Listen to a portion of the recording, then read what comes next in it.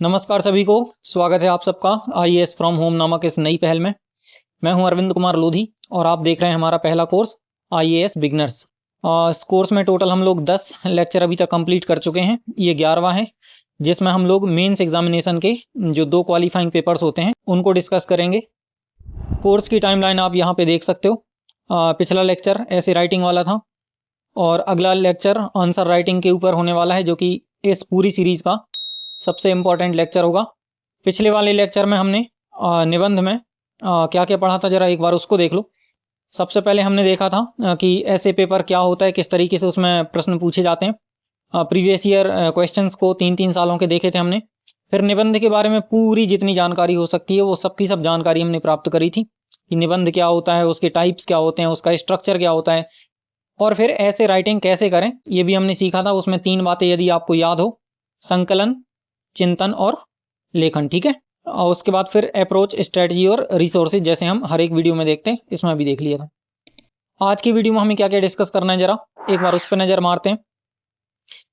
आज हम लोग डिस्कस करेंगे सबसे पहले तो क्वालिफाइंग पेपर्स के बारे में थोड़ी सी जानकारी कि नोटिफिकेशन क्या कहता है क्वालिफाइंग पेपर्स के बारे में। उसके बाद फिर क्वालिफाइंग पेपर्स के लिए जो सिलेबस दिया है यूपीएससी ने, उस सिलेबस को भी देखेंगे थोड़ा सा। फिर आगे चल के हम दोनों पेपर्स की लेवल की बात करेंगे कि किस स्तर के क्वेश्चन आपसे पूछे जाएंगे एग्जामिनेशन में। और फिर 2024 के एक एक पेपर देख लेंगे हम यहाँ पे दोनों क्वालिफाइंग पेपर्स के। इसके बाद फिर लास्ट में अप्रोच, स्ट्रेटजी और रिसोर्सेज क्या क्या यूज़ करना है हमें, उसके बारे में हम अपना डिस्कशन करेंगे। आइए तो फिर सबसे पहले शुरुआत करते हैं क्वालिफाइंग पेपर्स के बारे में। नोटिफिकेशन क्या कहता है, यूपीएससी क्या कहता है हमसे। ठीक है। तो सबसे पहले हम देखते हैं कि जो क्वालिफाइंग मतलब होता है अर्हक, जिसमें केवल अर्हता प्राप्त करनी हो। ठीक है। तो सबसे पहले यूपीएससी इन दोनों पेपर्स का उद्देश्य बताता है। यूपीएससी कहता है कि इन प्रश्न पत्रों का उद्देश्य संबंधित भारतीय भाषा तथा अंग्रेजी। तो यहाँ पे आपको ये बात समझ आ गई होगी कि 2 पेपर होने हैं, एक भारतीय भाषा का और एक अंग्रेजी का। ठीक है। तो भारतीय भाषा तथा अंग्रेजी में अपने विचारों को स्पष्ट तथा सही रूप में प्रकट करना, पहली बात, तथा गंभीर तर्कपूर्ण गद्य को पढ़ने और समझने में उम्मीदवार की योग्यता की परीक्षा करना। कहने का मतलब है कि भाषा को आप प्रकट कितने अच्छे से कर सकते हो और यदि सामने वाला भाषा को प्रकट कर रहा है तो आप उसको कितने अच्छे से समझ सकते हो। मतलब आपकी आउटगोइंग और इनकमिंग दोनों की टेस्टिंग यहाँ पे की जाएगी और दोनों जो क्वालिफाइंग पेपर्स हैं वो भाषाओं पे आधारित होंगे। ठीक है ना। इसके बाद फिर यूपीएससी प्रश्नों का स्तर बताता है। तो यूपीएससी कहता है कि हम मैट्रिकुलेशन या फिर समकक्ष स्तर के क्वेश्चन आपसे पूछेंगे इन पेपर्स में। मैट्रिकुलेशन या समकक्ष स्तर कहलाता है जो 10वीं कक्षा का स्तर होता है हमारा, 10th वाला वो। ठीक है। अब इसके लिए आप 10वीं के हिंदी या इंग्लिश को उठा के मत देखने लग जाना। ठीक है, कि उससे पता चलेगा आपको लेवल क्वेश्चंस का।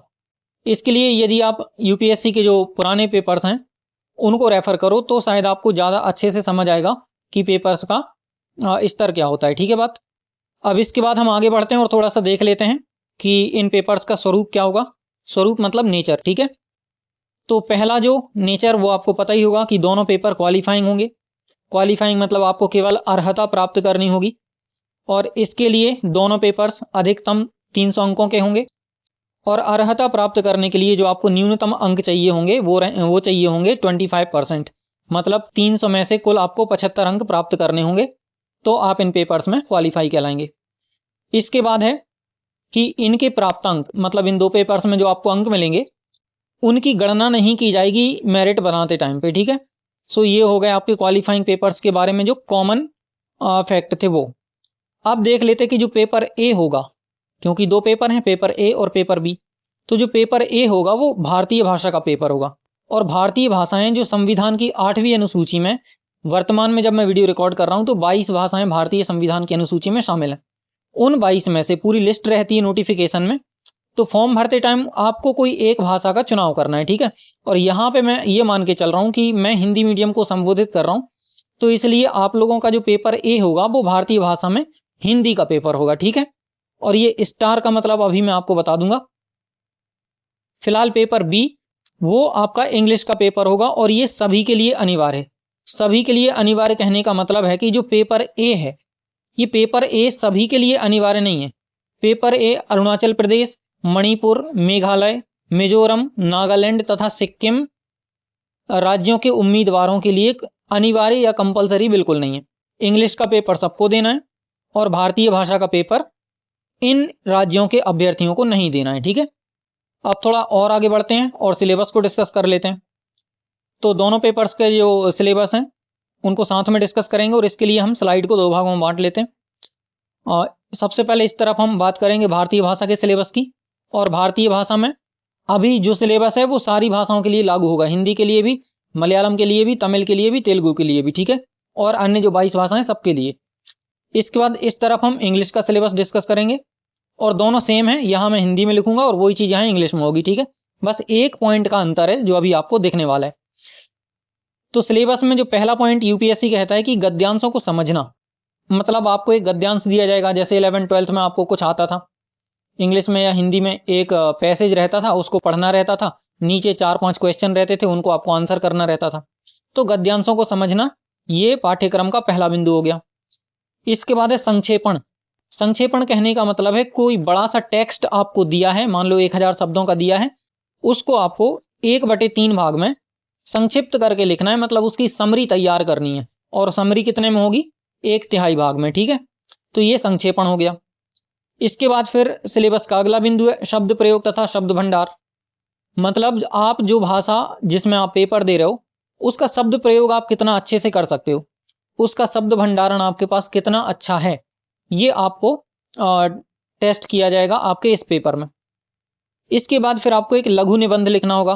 पिछला वीडियो जो निबंध का था आपको याद होगा कि उसमें हमें 1000 से 1200 शब्दों में निबंध लिखना रहता था। यहाँ पे आपको लगभग 600 शब्दों में निबंध लिखना होगा। ठीक है, मतलब आधा निबंध लिखना होगा। तो जब भी आप प्रैक्टिस करेंगे घर पे, अपनी तैयारी करेंगे, तो आप केवल 1000 से 1200 शब्दों के निबंधों की प्रैक्टिस ना करें, आप छोटे निबंधों की प्रैक्टिस भी करें।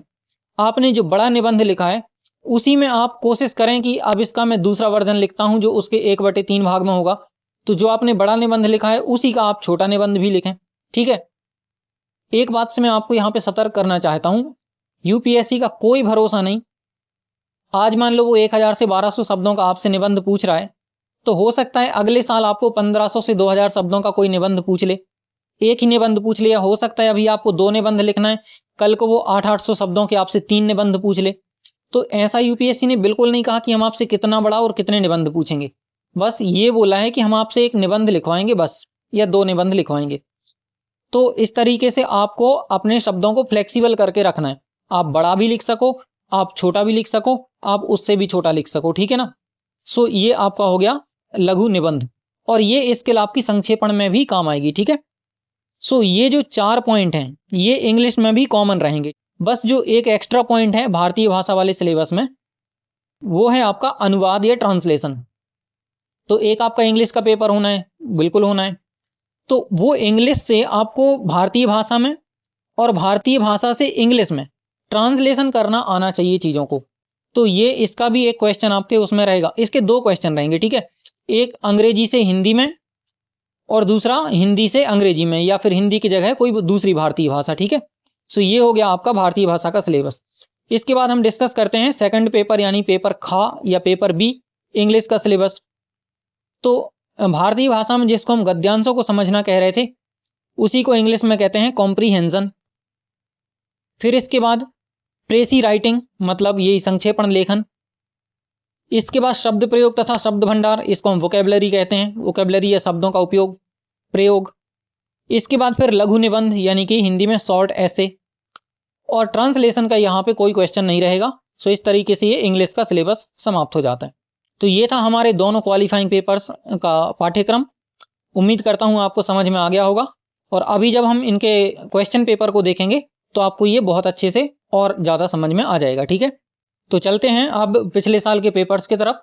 सबसे पहले हम पेपर ए को डिस्कस करेंगे, और भारतीय भाषा के रूप में यहाँ पे मैं हिंदी के पेपर को लेके चल रहा हूँ। ठीक है, तो ये रहा हमारा हिंदी का पेपर। इसमें आप यहाँ पे देख सकते हो समय अवधि 3 घंटे और अधिकतम अंक 300, जिसमें से आपको कितने प्राप्त करने हैं? 75। लेकिन 75 का टारगेट लेके मत चलना क्योंकि ये रिस्की हो सकता है। तो अनुदेशों को पढ़ लो एक बार थोड़ा सा।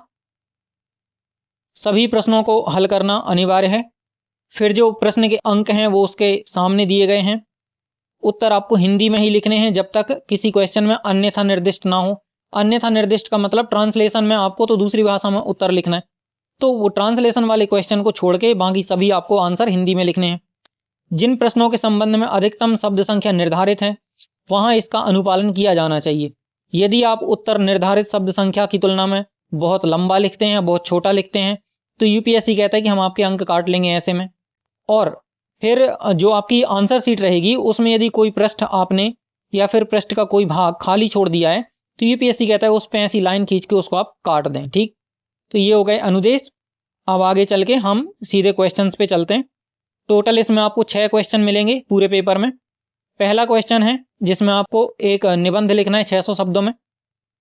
4 टॉपिक आपको दिए गए हैं, 4 में से कोई एक आपको चुनना है निबंध लिखने के लिए। लोकतंत्र और अभिव्यक्ति की स्वतंत्रता, ये बहुत ही सिंपल से टॉपिक हैं। ठीक है, क्या भारत में पेयजल संकट आसन्न है? जनजातीय संस्कृति का संरक्षण, प्रयास एवं संभावनाएं, और थोथा चना बाजे घना, ये एक प्रकार की लोकोक्ति है और इसके ऊपर से आपको एक निबंध तैयार करना है। सो ये पहला क्वेश्चन था हमारा। इसके बाद जो दूसरा क्वेश्चन है, सिलेबस क्या कहता था कि आपको गद्यांश समझना होगा, लघु निबंध वाला तो हो गया। अब ये है आपका एक गद्यांश, इसको ध्यानपूर्वक पढ़िए और इसके आधार पर नीचे दिए गए प्रश्नों का सही और संक्षिप्त भाषा में उत्तर दीजिए जो कि एकदम स्पष्ट होना चाहिए। तो 12 गुणित 5 का मतलब है आपको 5 क्वेश्चन दिए हैं और 12-12 अंकों के वो क्वेश्चन है। ठीक है, टोटल मिला के ये क्वेश्चन सेकंड है वो हमारा 60 अंकों का हो जाएगा। सो फिलहाल ये मैं यहाँ पे नहीं पढ़ रहा हूँ, बहुत अच्छा पैसेज है, हालांकि मैं पढ़ चुका हूँ, आप लोग पढ़ लेना, मैं आपके ऊपर छोड़ता हूँ। मैं सीधा क्वेश्चंस पे चलता हूँ, इससे आपको समझ आ जाएगा कि पैसेज में क्या है। पहला क्वेश्चन है इसका, आलोचना साहित्य का अंग क्यों है? तो जाहिर सी बात है आलोचना के बारे में पैसेज में कुछ दिया होगा। शब्द सीमा नहीं दी है कि कितनी शब्द सीमा में आप आंसर करोगे, वो आपके ऊपर डिपेंड करता है। फिर दूसरा क्वेश्चन, सत्य और असत्य भाव से क्या आशय है? ये भी पैसेज में दिया होगा। मन की स्वाभाविक वृत्ति क्या नहीं है? ये भी पैसेज में दिया है, मैंने पढ़ा है, तो ये सभी आंसर उसमें ज्यों के त्यों मिल रहे हैं। ठीक है, फिर लेखक की दृष्टि में सच्चा साहित्यकार कौन हो सकता है? ये भी बिल्कुल ज्यों का त्यों पैसेज में ही लिखा है। साहित्य में और प्रचार में क्या अंतर है? ये भी पैसेज में ज्यों का त्यों लिखा है। ठीक है, बस आपको अपनी भाषा में लिखना है, ये यूपीएससी खुद कहता है। सो ये हमारा दूसरा क्वेश्चन था 60 अंकों का। ठीक है, तो 160 हो गए अभी। अब तीसरे पे चलते हैं, यहाँ पे फिर आपको एक गद्यांश मिलेगा और इस गद्यांश में आपको क्या करना है, सारांश लेखन करना है। सारांश लेखन 1/3 भाग में, अभी बताया था मैंने। इसमें भी 60 नंबर मिलेंगे आपको। क्वेश्चन पढ़ के देखो, निम्नलिखित अनुच्छेद का सारांश लगभग 1/3 शब्दों में लिखिए। इसका शीर्षक लिखने की आवश्यकता नहीं है। अब जहां पे यूपीएससी अलग से कुछ बोलता है ना, उस बात का ध्यान रखा करो। गलती से भी यदि आपने शीर्षक लिखा तो इसका ये मतलब नहीं होगा कि अरे ठीक है क्या है, थोड़ी सी तो गलती है। इसका ये मतलब हुआ कि आप ढंग से पढ़ते नहीं हो प्रश्नों को या निर्देशों को, और कभी भी ढंग से ना पढ़ने की जो एक आपकी खामी है वो आपको सिविल सर्वेंट बनने से रोक सकती है। सो यहाँ पे जो यूपीएससी बोल रहा है वो तो आपको करना ही करना है, बाकी जहां आपको थोड़ी छूट मिली हुई है आप अपने हिसाब से कर सकते हो। और न्यायाधीश हाँ, ये भी मैं पढ़ चुका हूँ। वैसे मैं दोनों पेपर पढ़ चुका हूँ, इसलिए मुझे ज़्यादा वैसा कुछ है नहीं। इसमें ये कह रहा है कि पूरे पैसेज में 622 शब्द हैं। ये क्यों लिखे इन लोगों ने कि 622 हैं? असल में मैंने गिनती करी थी एक सॉफ्टवेयर में डाल के, इसमें टोटल हैं 600 शब्द पैसेज में। ये जो 22 इन्होंने गिने हैं ना, ये यहाँ ऊपर आके देखो थोड़ा सा, ये 22 इन्होंने ये वाले गिन लिए, ये तक उन्होंने भी सॉफ्टवेयर में डाल के करे होंगे, तो इस क्वेश्चन के साथ में उसको पेस्ट किया होगा। सो इस तरीके से ये 22 इसमें है और 600 पूरे इसमें है। अब आपको 1/3 में सारांश लिखना है। कहने का मतलब है कि 600 का 1/3 आप देख लो, सो उस हिसाब से 200 शब्दों में आपका जो सारांश है वो बनेगा। अंक आपको 60 ही मिलने हैं। अब फिर से आपको यहाँ पे एक पैसेज मिलेगा, लेकिन ये थोड़ा सा छोटा रहेगा और ये अनुवाद वाला क्वेश्चन है, भारतीय भाषा से अंग्रेजी तथा अंग्रेजी से भारतीय भाषा। तो फिलहाल ये भारतीय भाषा हिंदी में दिया हुआ है। इसमें क्वेश्चन कहता है निम्नलिखित गद्यांश का अंग्रेजी में अनुवाद कीजिए। तो छोटा सा ही रहता है ये अनुवाद वाला, बहुत बड़ा नहीं रहेगा। ये आपका 20 नंबर का रहेगा।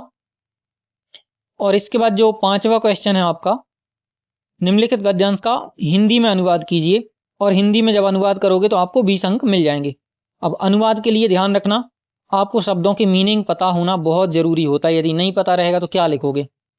अब आ जाते हैं वही व्याकरण वाले क्वेश्चन। जिस तरीके से आपको आपकी 11th-12th में कुछ दिया रहता था, डू एज डायरेक्टेड, हिंदी का पेपर दिया होगा आप लोगों ने 11th-12th में, 10th में। सो यहाँ पे छठवां क्वेश्चन है, और ये भी छठवे का ABCD करके अलग अलग भागों में बटा हुआ है, और हम कुल मिला के 6 क्वेश्चन ही मानेंगे, ठीक है। तो छठवे का जो ए है, ये कहता है निम्नलिखित मुहावरों का अर्थ स्पष्ट करते हुए उनका वाक्यों में प्रयोग कीजिए। और टोटल आपको यहाँ पे 5 मुहावरे दिए गए हैं, और 2-2 अंकों के हैं, सभी आपको 10 नंबर इसमें मिलेंगे। कागजी घोड़े दौड़ाना, अब ये एक प्रकार का मुहावरा है। आपको पहले ही तो अर्थ स्पष्ट करना है कि इसका मतलब क्या होता है, फिर उसका वाक्य प्रयोग करना है, ठीक है। मतलब अर्थ स्पष्ट करोगे तो 1 नंबर मिलेगा, वाक्य में प्रयोग करोगे तो एक और मिल जाएगा। इसके बाद है अपना उल्लू सीधा करना, ठीक है। मैं नहीं बता रहा हूं, ये आप लोगों को देखना है। लकीर का फकीर होना, चेहरे पर हवाइयां उड़ना, और गेहूं के साथ घुन पिसना। उम्मीद करता हूं इसमें से सारे के सारे आपने सुने होंगे। अगर इक्का दुक्का नहीं भी सुने तो फिर आप थोड़ी सी तैयारी के दौरान पढ़ लेना उनको। छठवे का बी, ये भी 10 नंबर का है। निर्देश है वाक्यों को शुद्ध करके लिखिए। यह कविता अनेकों भावों को प्रकट करती है। तो वाक्य को आपको शुद्ध करना है। कुछ लोग कह रहे होंगे शुद्ध ही तो लिखा है, नहीं, अनेकों की जगह अनेक आएगा। अब मैं अभी हल नहीं कर रहा हूं, हिंदी भी नहीं पढ़ा हूं, बस मैं आपको पढ़ के दिखा देता हूं। बाघ और बकरी एक घाट पानी पीती हैं, इसको भी शुद्ध करना है, ये तो समझ आ गया होगा। यह काम आप पर निर्भर करता है, इसको मैं कर दे रहा हूं, यह काम आप पर निर्भर है, इसमें कर्ता को अलग कर देना, ठीक है। फिर अगला है कई सौ वर्षों तक भारत के गले में पराधीनता की बेड़ियां पड़ी रही हैं। अब देखो, बेड़ियां हमेशा पैरों में पड़ती हैं, गले में नहीं पड़ती हैं, ठीक है। तो इसको भी आप देख लेना। उस वन में प्रातः काल के समय बहुत ही सुहावना दृश्य होता है। यहां पे समझो जरा, काल माने भी समय और समय माने भी समय, 2 बार प्रयोग किया है, इसको शुद्ध करके आपको लिखना है। अब छठवे का सी, ये कहता है निम्नलिखित शब्दों के 2-2 पर्यायवाची शब्द लिखिए। और पर्यायवाची मतलब होता है सिनोनिम्स, ऐसे शब्द जिनका एक ही अर्थ प्रकट होता हो। ये भी 2-2 अंकों के हैं। कपड़ा लिख सकते हो, परिधान, वस्त्र, सर्प, सर्प का तक्षक हो गया, भुजंग हो गया। और ध्यान रखना, मैं फिर से कह रहा हूं, 2-2 पर्यायवाची। यदि आपको किसी के ज्यादा पर्यायवाची आते भी हैं तो भी मत लिख देना। ज्यादा आते हैं उसमें से जो आपको बेस्ट लगता हो वही लिखना, क्योंकि यदि आपने 3 लिखे तो यूपीएससी ये मान के चलेगा कि आपने ढंग से क्वेश्चन को पढ़ा नहीं। और यदि आपने 1 लिखा तो इसमें यह होगा कि भाई चलो 1 आपको पता नहीं था, 1 लिख दिया। पर 3 लिखने का मतलब होगा कि आप अति कर रहे हो, आप प्रश्नों को ध्यान से नहीं पढ़ रहे हो कि आपको करना क्या है, या फिर आप अनावश्यक रूप से अपना ज्ञान बघार रहे हो। तो ये दोनों ही बातें हानिकारक होती हैं यूपीएससी के एग्जाम में। आपको बहुत ही व्यवस्थित रहना है, ठीक है, और एक मैच्योरिटी का परिचय देना है इस एग्जामिनेशन में, क्योंकि आप एक सिविल सर्वेंट बनने वाले हैं, और एक सिविल सर्वेंट बहुत ही स्थिर बुद्धि का, शांत स्वभाव का व्यक्ति होता है, ठीक है। सो सर्प हो गया। इसके बाद फिर वृक्ष का आप लिख सकते हो, तरु लिख सकते हो, विटप लिख सकते हो, पेड़ लिख सकते हो, ठीक है। यमुना का कालिंदी लिख सकते हो। और मुझे अभी आ नहीं रहा करंट में। अश्व का क्या लिख सकते हो, घोड़ा हो गया, वाजी हो गया, तुरंग हो गया। तो ये अश्व के हो जाएंगे। इसके बाद फिर यार मुझे लग रहा है मैं पेपर को ना सॉल्व करने में लग गया हूं, अब मैं केवल पढ़ देता हूं, ये आपको करना है। जो छठवे का डी है, निम्नलिखित युग्मों को इस तरह से वाक्य में प्रयुक्त कीजिए कि उनका अर्थ एवं अंतर स्पष्ट हो जाए। कहने का मतलब आपको सिर्फ एक वाक्य बनाना है, उस वाक्य में आपको ये दोनों शब्द डालने हैं। वाक्य ऐसा होना चाहिए कि दोनों का अर्थ समझ में आ जाए। अली और अली, फिर कोश और कोश। एक कोश हो गया मतलब जैसे वो शब्द कोश हो गया, या फिर धन का कोश होता है जिसमें जो कोषाध्यक्ष वगैरह होता है वो। और ये कोश हो गया वो दूरी वाला, जैसे कि 4 कोश, 84 कोश वगैरह आपने सुना होगा। द्वीप और द्वीप, अब द्वीप का मुझे पता है लेकिन द्वीप का नहीं पता। भवन और भुवन, तो भवन मतलब इमारत होता है, और भुवन मतलब होता है लोक, जैसे कि मृत्यु लोक या फिर स्वर्ग लोक वगैरह। तो भुवन मतलब एक पूरा का पूरा एक प्लेनेट समझ लो आप, ठीक है। श्वेत और स्वेद, श्वेत माने होता है सफेद, और स्वेद माने होता है पसीना। तो इनको आपको इस तरीके से यूज करना है ताकि आपका जो वाक्य है उसमें दोनों के अर्थ स्पष्ट हो जाएं। जैसे अभी इसके लिए मेरे दिमाग में एक आ रहा है कि ग्रीष्म ऋतु में स्वेद से बचने के लिए हम श्वेत वस्त्र धारण करते हैं। मतलब गर्मी के समय में हम पसीने से बचने के लिए कि पसीना ना आए उसके लिए हम सफ़ेद वस्त्र धारण करते हैं। ठीक है ना। सो ये था हमारा हिंदी का पेपर। उम्मीद करता हूँ इसके आगे अब कुछ नहीं होगा, सिर्फ रफ काम के लिए जगह है। ठीक है। इसके बाद हम इंग्लिश के पेपर को और डिस्कस कर लेते हैं। ये कंपलसरी पेपर है जो सभी अभ्यर्थियों को देना है, ठीक है, पूरे भारत में। सो ये रहा वो आपका इंग्लिश का पेपर। निर्देश वही है जो अभी हिंदी में पढ़े थे। 3 घंटे का टाइम है, 300 अंकों का आपका पेपर है। सीधा चलते हैं हम इसके क्वेश्चंस पे। पहला क्वेश्चन आपको पता है शॉर्ट ऐसे यानी निबंध का होता है। 600 शब्दों में आपको निबंध लिखना है और 100 मार्क्स का ये पूरा। पहला आपका टॉपिक है निबंध का, paper books are more attractive than their electronic forms. मतलब जो बुक्स का इलेक्ट्रॉनिक फॉर्म होता है यानी डिजिटल रूप होता है, उससे ज़्यादा अट्रैक्टिव होता है बुक्स का जो फिजिकल फॉर्म होता है, ठीक है, पेपर वाला। इसके बाद जो आपका सेकंड ऑप्शन है एथिक्स इन स्पोर्ट्स, खेलों में नैतिकता। तीसरा पॉइंट है आपका war as a policy instrument for nations today. मतलब आज के दिनों में जो युद्ध है वो राष्ट्रों के लिए एक पॉलिसी इंस्ट्रूमेंट बन गया है। इसके बाद जो डी नंबर है there is no place like home. घर के जैसा कोई दूसरा स्थान नहीं है। एक पोयम थी ना वो कभी छोटे में बचपन में पढ़ी होगी।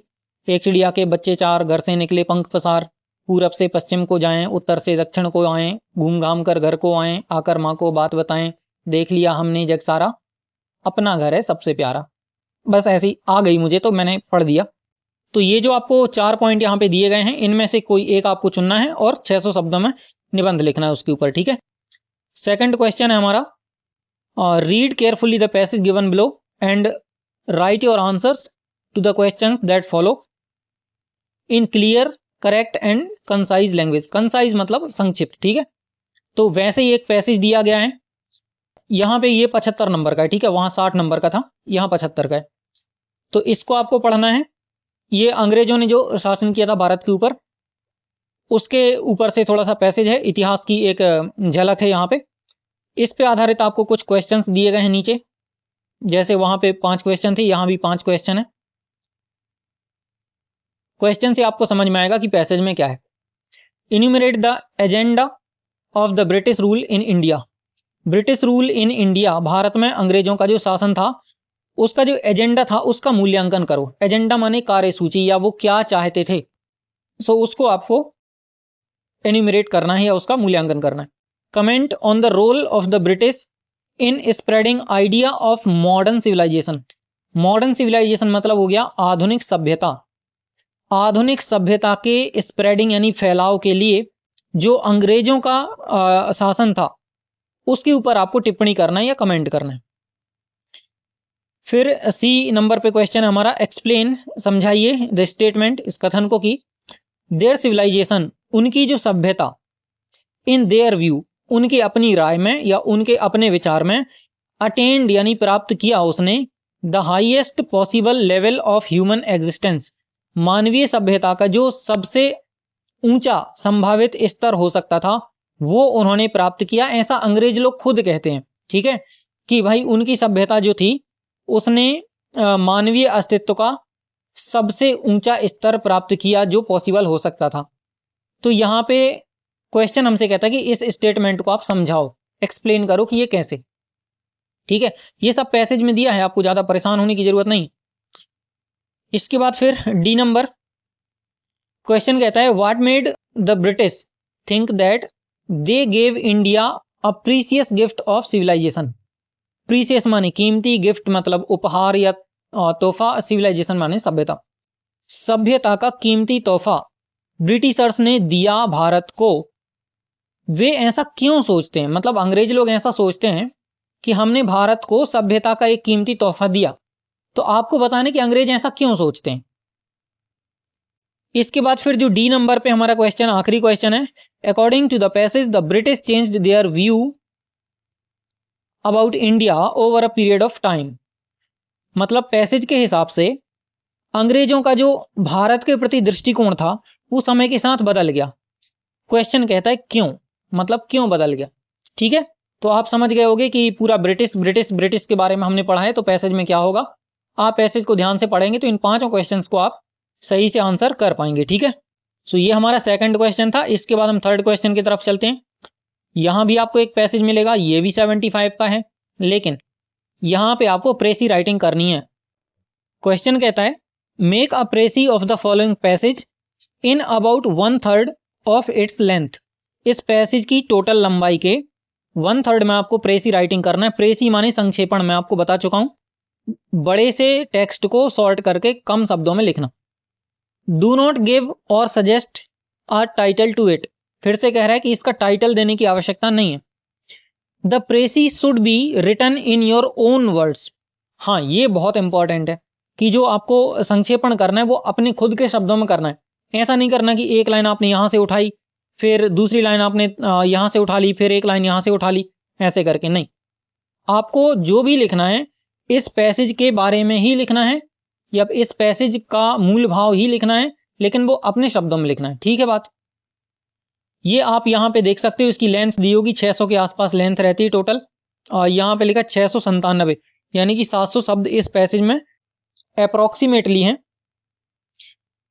और उस हिसाब से आपको लगभग 200 सवा 200 शब्दों के आसपास आपकी प्रेसी बैठेगी, तो वो आपको लिखना है। ठीक है, अब इसके बाद हम चलते हैं क्वेश्चन फोर्थ पे। फिर से यहां से हमारी ग्रामर वगैरह चालू हो जाती है। सो यहां पे थोड़ा समझना, आइडिया थोड़ा चेंज है यहां पे, है ना। ट्रांसलेशन वाला तो क्वेश्चन रहेगा नहीं, क्योंकि ये इंग्लिश का पेपर है। देखो, जो क्वेश्चन फोर्थ और फिफ्थ हैं आपके, वे 4-4 भागों में बटे हुए हैं। मतलब आपको फोर्थ क्वेश्चन में ए, बी, सी और डी मिलेंगे। उसके बाद पांचवें में भी आपको ए, बी, सी और डी मिलेंगे। तो जो ए नंबर का क्वेश्चन रहेगा उसमें आपको टोटल 10 काम करने होंगे, 10 क्वेश्चन रहेंगे। जैसे कि ये आप देख सकते हो, फोर्थ का ए और उसका पहला बड़ा अजीब सा ऐसे दिया है, तो मैंने ये कलरफुल कर दिए ताकि आपको समझ में आ जाए। ओवरऑल आप देखोगे तो जो क्वेश्चन फोर्थ है हमारा वो 25 अंकों का है। ठीक है, और ऐसा ही करके पांचवा भी ऐसा ही है। सो फोर्थ का जो ए है वो आपका 10 अंकों का है।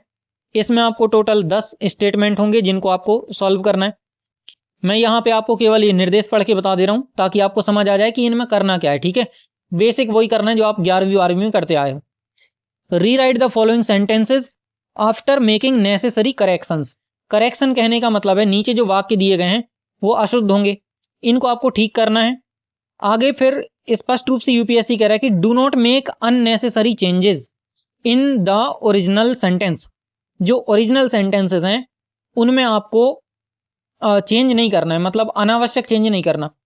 जैसे कि पहला मैं यदि पढ़ूं तो little learning is dangerous thing, तो यहाँ पे आपने देखा होगा कि लिटिल लर्निंग या little knowledge is a dangerous thing, तो आ वगैरह का प्रयोग करके इसको हम ठीक कर सकते हैं। ऐसे करके आप इन सबको पढ़ लेना, बहुत सिंपल है बिल्कुल। 11th-12th के पेपर की याद आ रही मुझे, तो मैं आपको यहाँ पे थोड़ा सा एक्स्ट्रा इन्फॉर्मेशन दे दूं क्या। मैंने 8 सालों तक इंग्लिश पढ़ाई है 11th-12th में, Saraswati higher secondary school Gotegaon में। चलो अब इस पे आते हैं फोर्थ के बी पे। सप्लाई द मिसिंग वर्ड्स, यानी खाली स्थान भरो, कुल मिला के बात यह है। सो ये आप पढ़ लेना, do not walk on the grass वगैरह जो भी आएगा, प्रीपोजिशंस आएंगे, कहीं डिटर्मिनर आएंगे, आप देख लेना। ये आपको 5 क्वेश्चन है तो 5 अंक मिलेंगे। फोर्थ का सी, इसमें आपको क्या करना है, use the correct form of the verb, यानी क्रिया का आपको करेक्ट फॉर्म भरना है, और टोटल 5 भरना है क्योंकि ये 5 अंक का क्वेश्चन है। इसके बाद फोर्थ का डी यानी लास्ट, इसमें आपको क्या करना है, राइट द एंटोनिम्स। एंटोनिम माने होता है विलोम शब्द, ऑफ द फॉलोइंग्स। तो नीचे जो शब्द दिए हैं इनके आपको विलोम शब्द लिखना है। जैसे कि ऑप्टिमिस्ट माने आशावादी होता है, गली का मुझे नहीं मालूम क्या होता है, जेस्ट का मतलब होता है बड़ी सी भूख, कुछ किसी चीज की इच्छा, जिज्ञासा। प्रॉफिट माने लाभ, और क्विक माने होता है तुरंत या तत्काल या शीघ्र। ठीक है, तो इनके आपको एंटोनिम्स या अपोजिट वर्ड्स लिखने हैं। अब चलते क्वेश्चन फिफ्थ पे, और क्वेश्चन जो फिफ्थ है वो भी आपका 4 खंडों में है, ए, बी, सी और डी में। ये भी 25 अंकों का है। जो ए वाला पार्ट रहेगा उसमें आपको टोटल 10 क्वेश्चन हल करने हैं। निर्देश कहता है rewrite the following sentences as directed, जैसा आपको कहा गया है, without changing the meaning, meaning को बदले बिना। तो 10 आपको हल करना है, 1-1 अंकों के हैं ये। जैसे पहला लिखा है the mangoes are too cheap to be good, मतलब आम इतने सस्ते हैं कि ये अच्छे होंगे, इस बात पे थोड़ी शक है। तो इसको आपको टू को रिमूव करना है और फिर आपको लिखना है। बिल्कुल टू का प्रयोग है जैसे 12th में रहता था, बाकी सबको आप पढ़ लेना, नहीं तो वीडियो लंबा हो जाता है बिना मतलब का। सो ये 5वें के ए में आपको टोटल 10 चीज़ें ऐसे मिलेंगी। इसके बाद 5वें का बी आता है हमारा। ये कलरफुल मैंने कर दिया तो मैं ठीक से देख पा रहा हूँ, अदरवाइज मैं तो ऊपर नीचे ही करता रहता इसको। बड़ा लंबा सा निर्देश लिखा है, थोड़ा ध्यान से पढ़ लो इसको। Use the following words to make sentences, मतलब नीचे कुछ शब्द दिए हैं, आपको इनके वाक्य बनाना है। That bring out the meaning clearly, bring out मतलब बाहर निकालना या प्रकट करना। तो ऐसे वाक्य बनाना है जिनमें ये शब्द प्रयोग हो जाएं, साथ में इनका अर्थ भी स्पष्ट हो जाए, बिल्कुल वही हिंदी वाला निर्देश है। Do not change the form of the words, ये सबसे बड़ी बात है। शब्द जिस रूप में है आपको उसी रूप में प्रयोग करना है, इनके रूप आपको नहीं बदलना है। मतलब स्पेक्युलेट दिया है तो आपको स्पेक्युलेट ही लिखना है। फिर इसके बाद इन इफेक्चुअली लिखा है तो आपको इन इफेक्चुअल वगैरह कुछ नहीं लिखना है, इन इफेक्चुअली ही लिखना है। नॉक्टर्नल लिखा है तो आपको नॉक्टर्नल ही लिखना है। सो कहने का मतलब है जैसे शब्द आपको दिए गए हैं वैसे ही शब्दों में इनके वाक्य बनाना है आपको, टोटल 5। ठीक है, आगे यूपीएससी देखो कितना स्पष्ट है हर मामले में। No marks will be given, कोई अंक नहीं दिए जाएंगे फॉर वेग या फिर एम्बिग्यूअस सेंटेंसेस। मतलब वेग या एम्बिग्यूअस मतलब होता है अस्पष्ट, ऐसे सेंटेंस जिसका कोई अर्थ स्पष्ट ना हो, ऐसे सेंटेंसेस के लिए आपको अंक नहीं दिए जाएंगे, ये यूपीएससी कहता है। सो ये आपको 5वें के बी में करना है। इसके बाद 5वें का सी, इसमें करना है choose the appropriate word to fill in the blank, फिर से खाली स्थान आपको भरना है, लेकिन यहाँ पे आपको 2 शब्द दिए हैं, इनमें से एक को आपको चुन के भरना है। जैसे पहला वाला मैं फिर से पढ़ देता हूँ। The terrorist made it known that tourists would be, अब वुड बी लिखा है तो पैसे वॉइस का होगा, ऑब्वियसली टारगेटेड आएगा यहाँ पे। ठीक है, तो बाकी को आप पढ़ लेना, बहुत ही सिंपल ग्रामर है, इनमें तो आप क्वालिफाई कर ही जाओगे। पर बात यह है कि थोड़ी सी सावधानी आप बरत लेनी चाहिए, इसलिए थोड़ी जानकारी भी प्राप्त करना जरूरी है। इतना बड़ा एग्जाम आप लोग देने के लिए जा रहे हो तो जाहिर सी बात है किसी प्रकार की रिस्क हम लोग उठाना नहीं चाहेंगे इसमें, तो इसलिए थोड़ा नॉलेज होना जरूरी होता है चीज़ों का। 5वें का डी, और आई होप ये आखिरी है।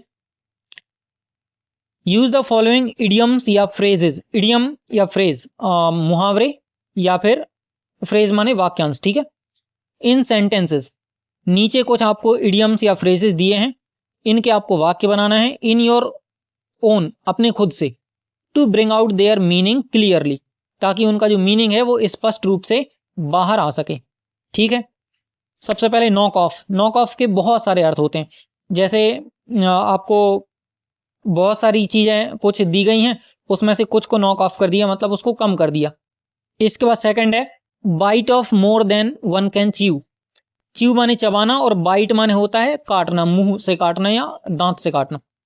तो कोई व्यक्ति जितना चबा नहीं सकता उससे ज्यादा उसने बाइट ले लिया, कहने का मतलब है कोई व्यक्ति अपनी सामर्थ्य से ज्यादा काम को हाथ में ले ले। ठीक है, जितना वो कर नहीं सकता उससे ज्यादा जिम्मेदारियां वो अपने ऊपर ले ले, ये उसका अर्थ है।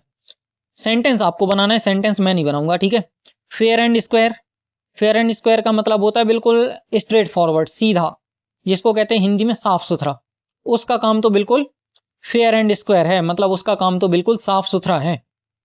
इसके बाद है by the skin of your teeth, teeth मतलब दांत और दांतों की स्किन, कहने का मतलब है बहुत बारीक मार्जिन से। कहते हैं ना हम कई बार बाल बाल बच गए बिल्कुल, या फिर बहुत ही बारीक मार्जिन से कोई व्यक्ति कट ऑफ तक नहीं पहुंचा, या कोई बारीक मार्जिन से क्वालिफाइंग पेपर में फेल हो गया सपोज, तो उस बारीक मार्जिन को कहते हैं by the skin of your teeth.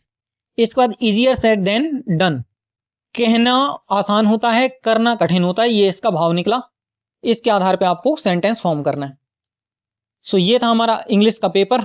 उम्मीद करता हूं आपको समझ में आ गया होगा कि क्वालिफाइंग पेपर्स कैसे होते हैं। इन पेपर को देखना असल में इसलिए जरूरी था क्योंकि पूरी तैयारी के दौरान क्या होता है कि हम इनको ऐसे अलग थलग फेंक देते हैं एकदम, जैसे स्वामी अरवसु ने बिरजू को फेंक दिया था ना अपनी संगति से, तो वैसे ही हम इन पेपर्स को फेंक देते। जबकि इन पेपर्स के बारे में खास बात यह है, यूपीएससी खुद लिख के देता नोटिफिकेशन कि जो व्यक्ति इन पेपर्स को क्वालिफाई नहीं करेगा, हम उसके बाकी के ना ऑप्शनल के पेपर चेक करेंगे, ना जीएस के, ना निबंध के। ठीक है ना, हालांकि सारे पेपर आपके एक साथ चेक होते हैं, पर पहले जो क्वालिफाइंग पेपर्स है ना उनको चेक किया जाएगा। यदि आप इनमें पास हो गए तो फिर आपके बाकी के पेपर चेक होंगे, अदरवाइज यूपीएससी कहता है कि हम बाकी के पेपर पे विचार ही नहीं करेंगे। सो पेपर्स का डिस्कशन कर लिया। अब हम देखते हैं कि क्वालिफाइंग पेपर्स के लिए हमें अपनी अप्रोच क्या रखनी है, स्ट्रेटजी क्या होनी चाहिए और रिसोर्सेज हम कौन कौन से उपयोग कर सकते हैं इन क्वालिफाइंग लैंग्वेजेस के लिए। सबसे पहले देखते हैं अप्रोच। तो अप्रोच में जो आपको कुछ ध्यान देने योग्य बातें हैं, ये हल्की बातें नहीं है, बहुत काम की चीजें होती हैं, ठीक है। पहली बात यह है कि अपनी भाषा का विश्लेषण स्वयं करें। कोई दूसरा व्यक्ति नहीं बताएगा कि आप क्या अशुद्ध बोल रहे हो, क्या शुद्ध बोल रहे हो। उसमें होने वाली त्रुटियों और अशुद्धियों को पहचानें, मतलब आप खुद गलती करें, फिर उनको खुद सुधारें और इस तरीके से अपनी भाषा को बेहतर बनाते जाएं। फिर है दोनों भाषाओं का व्याकरण पक्ष मजबूत करें, मतलब आपकी जो ग्रामर है उस पर थोड़ा सा आपको फोकस करना पड़ेगा। आपने देखा कि लास्ट में जो 2-3 क्वेश्चन होते हैं वो पूरे के पूरे व्याकरण पे आधारित होते हैं दोनों पेपर्स में। इसके बाद शब्दों के सही अर्थों को समझें, जैसे कि आरंभ हो गया और प्रारंभ हो गया। आरंभ मतलब बिगिनिंग और प्रारंभ माने स्टार्ट, ठीक है। सो इस तरीके से आपको चीजों को थोड़ा सा समझना है। और नए शब्दों को दोनों भाषाओं में सीखें, मतलब हिंदी में भी सीखें और इंग्लिश में भी सीखें। जो भी आपको नया शब्द मिलता है, चाहे आप इंग्लिश का न्यूज़पेपर पढ़ रहे हो, आर्टिकल पढ़ रहे हो, या जहां से भी आपको कुछ नया शब्द मिलता है, हिंदी का मिले तो उसका इंग्लिश देख लिया करो ट्रांसलेशन में, इंग्लिश का कोई नया शब्द मिला है तो उसका हिंदी देख लिया करो। तो इस तरीके से आप दोनों भाषाओं में शब्दों को सीखें, ताकि आप जो ट्रांसलेशन वाला क्वेश्चन है उसको सही से अटेम्प्ट कर सकें। इसके बाद फिर जो बड़े लेख या निबंध हैं उनको छोटा करने की क्षमता विकसित करें। आप कुछ भी ऐसा बड़ा सा आर्टिकल पढ़ते हो या बड़ा पाठ पढ़ते हो, आप एक बार उसको देखें कि क्या आप उसको शॉर्ट में लिख सकते हैं, कम शब्दों में। तो ऐसी आपको क्षमता अपनी विकसित करनी है, ठीक है। सो ये हमें दोनों पेपर्स के लिए अपनी अप्रोच रखनी है। इसके बाद स्ट्रेटजी क्या होगी हमारी, तो स्ट्रेटजी में आपको टारगेटेड अंक आपके 100+ रखना है, इसके नीचे मत रखना वरना रिस्की होगा। फिर पिछले 10 वर्षों के प्रश्न पत्रों को हल करें। देखो कहने में लग रहा है 10 वर्ष, 10 सालों के पेपर हल करेंगे। 10 सालों के पेपर नहीं, केवल आपको 10 पेपर हल करने, ठीक है ना। और पूरी जितनी आप 1.5-2 साल की तैयारी है उसमें 10 पेपर भी हल नहीं कर सकते तो फिर तो मतलब दिक्कत वाली बात है फिर। तो आपको 10 सालों के पेपर्स को देख लेना है एक बार, तो पता चल जाएगा कौन कौन से पैसेज आए हैं, कैसे कैसे पैसेज आए हैं, निबंध में क्या क्या पूछा है, ट्रांसलेशन कितना कठिन था, कितना सरल था। इस तरीके से आपको चीजों का अंदाजा लग जाएगा जब आप 10 सालों के पेपर्स को देखेंगे। तो इसके बाद फिर सबसे इंपॉर्टेंट स्ट्रेटजी, जो भी पढ़ें ध्यानपूर्वक पढ़ें, भाषा अपने आप सुधर जाएगी। चाहे आप हिंदी पढ़ें चाहे आप इंग्लिश पढ़ें, बस ध्यान से पढ़ें, शब्दों को देखें थोड़ा ध्यान से, वाक्यों पे थोड़ा रुक कर थम कर थोड़ा उस पर चिंतन करें, तो आपको भाषा की गहराई समझ में आने लगेगी। लिखे हुए में ग्रामर वगैरह की त्रुटियां नहीं होती हैं, तो उसको जब आप ध्यान से पढ़ोगे तो आपकी भाषा में अपने आप सुधार होने लगेगा। इसके बाद जो स्ट्रेटजी का अगला पॉइंट है, अंग्रेजी के लेखों को अंग्रेजी में ही समझने का अभ्यास करें। ये विशेष रूप से अंग्रेजी के लिए, ठीक है। फिर गूगल ट्रांसलेट से उनका हिंदी अनुवाद करें।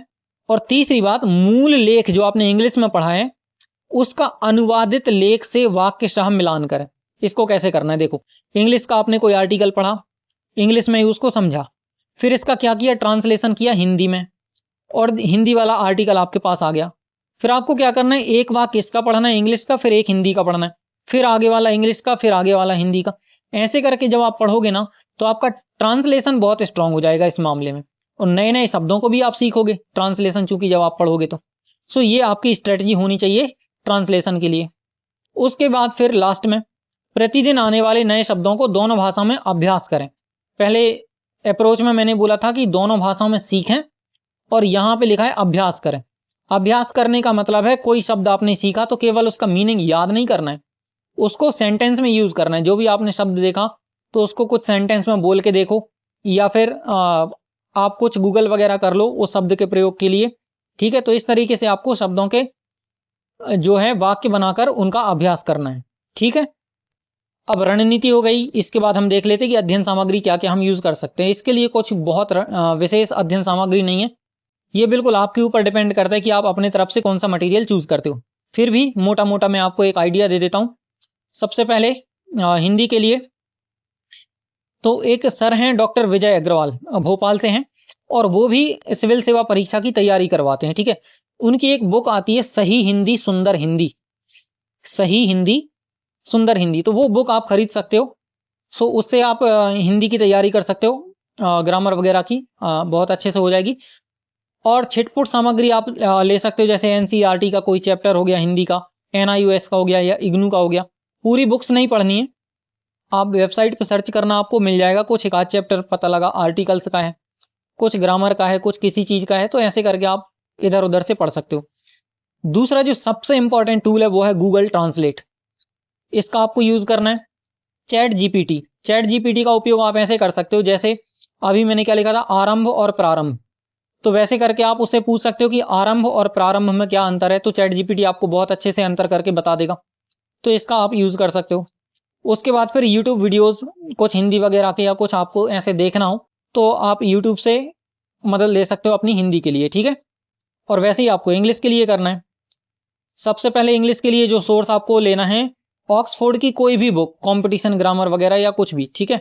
डिक्शनरी तो वैसे ही ऑक्सफोर्ड की सब यूज करते हैं, तो घर पे आप डिक्शनरी रख लेना एक। इसके बाद फिर अरिहंत पब्लिकेशन की बुक, इंग्लिश की एक आती है, अंग्रेजी रटे नहीं सीखें, ऐसे करके कुछ एक बुक है, तो वो आप खरीद लेना। और दूसरी भी आती हैं अरिहंत पब्लिकेशन से, अच्छी बुक रहती हैं इंग्लिश ग्रामर के लिए, आप खरीद सकते हो उसमें से कोई भी एक बुक। इसके बाद फिर गूगल ट्रांसलेट, चैट जीपीटी और यूट्यूब वीडियोस, इनका यूज बिल्कुल सेम वैसे ही होगा जैसे आपकी हिंदी के लिए था, ठीक है। सो ये थी हमारी अध्ययन सामग्री हमारे दोनों क्वालिफाइंग पेपर्स के लिए, भारतीय भाषा हिंदी के लिए तथा कंपलसरी इंग्लिश के लिए। उम्मीद करता हूं कि आपको ये सारी बातें समझ में आई होंगी। एक बार हम थोड़ा सा रिवाइज कर लेते कि आज हमने क्या क्या देखा। About the qualifying papers, syllabus discussion, level of the papers, previous year papers 2014, approach, strategy and. Video का सार क्या निकला? वीडियो का सार निकला, सिविल सेवा मुख्य परीक्षा में प्रथम 2 प्रश्न पत्र यानी पेपर ए और पेपर बी भाषाओं पर आधारित होते हैं, जो अर्हक प्रकृति के होते हैं, मतलब क्वालिफाइंग नेचर के होते हैं।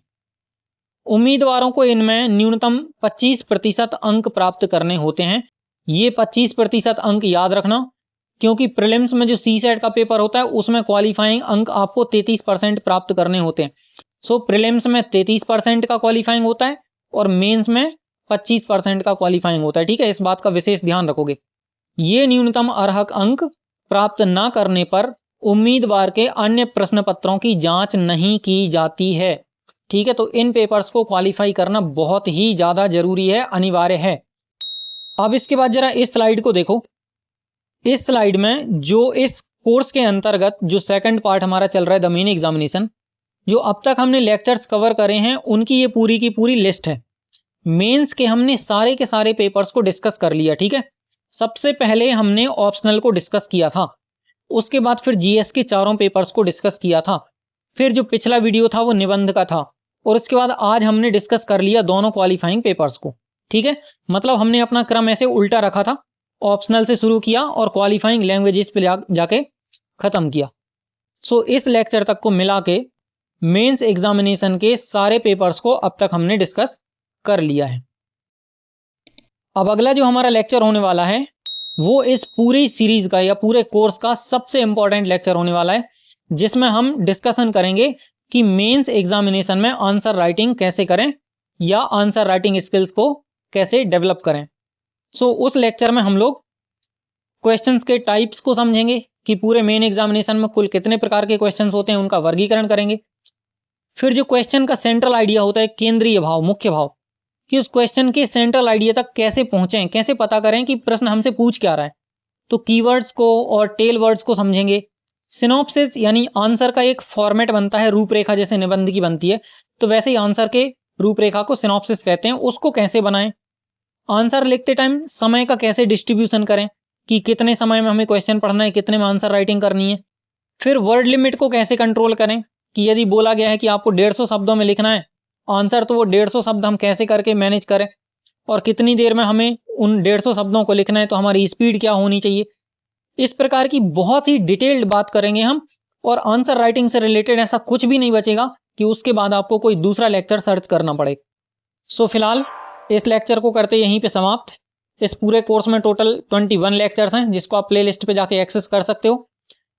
अगर वीडियो में आपको उपयोगी जानकारी मिली हो तो वीडियो को लाइक करें, कोई क्वेरी वगैरह हो क्वालिफाइंग पेपर से रिलेटेड तो कमेंट बॉक्स में आप पूछ सकते हो। वीडियो को शेयर करना मत भूलना, क्योंकि ये एल्गोरिथम को बहुत पॉजिटिव सिग्नल देता है और वीडियो आगे भी बहुत लोगों के पास पहुंच जाता है। जिन लोगों ने प्लेलिस्ट को सेव नहीं किया अब तक, वो प्लेलिस्ट को सेव कर लेना। और यदि आप पहली बार इस चैनल पे आए हैं और घर से सिविल सेवा परीक्षा की तैयारी कर रहे हैं तो इस चैनल को सब्सक्राइब करके हमारे छोटे से यूट्यूब परिवार का हिस्सा आप लोग जरूर बने। Thank you for watching this video. Have an awesome day.